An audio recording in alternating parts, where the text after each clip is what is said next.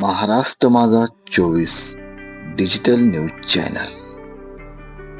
भारताचं हवामान खातं IMD इंडियन मेट्रोलॉजिकल डिपार्टमेंट आणि जागतिक हवामान खातं म्हणजे WMO वर्ल्ड मेट्रोलॉजिकल ऑर्गनायझेशन हे हवामानाचा अंदाज किंवा मान्सूनचा अंदाज फार तर 1 ते 3 दिवस एवढाच सांगू शकतात.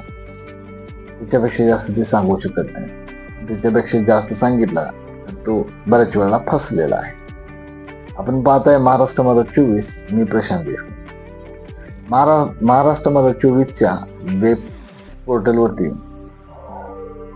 मान्सून बद्दल DGSTनं काही भाकीत केलं होतं आणि मान्सून आता जवळजवळ DGSTचं ऐकूनच पडतोय का काय असं आता वाटू लागलेलं आहे. म्हणजे मान्सून सुरू व्हायच्या अगोदरच मे महिन्यातच DGSTनं काही अंदाज वर्तवले होते आणि त्याच्या तारखा जाहीर केल्या होत्या. मान्सूनची वाटचाल आता त्या तारखेनुसारच चाललेली आहे.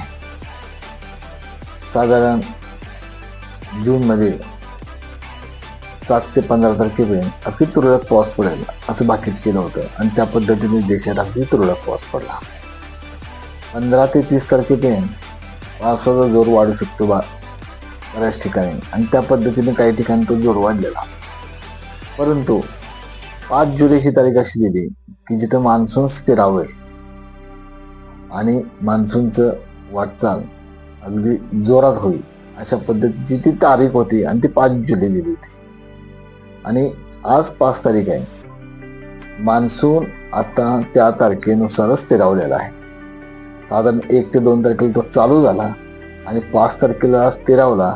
असं वाटतं की मान्सून आता DGSTची तारीखच फॉलो करायला लागलाय का काय. एक म्हणजे कुठलीही हवामान संस्था 1 ते 3 दिवसापर्यंतच हवामान अंदाज देऊ शकते, परंतु DGST ही एकमेव थेरी आहे की ज्याने 1 ते 1.5 महिना अगोदरच या मान्सूनचा अंदाज दिलेला आहे.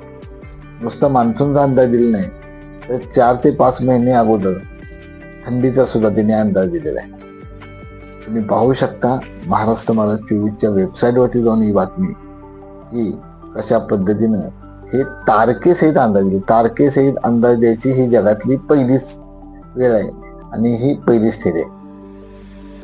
अशाच नवीन बातमीसाठी तुम्ही महाराष्ट्र माझा 24ला सबस्क्राईब करा.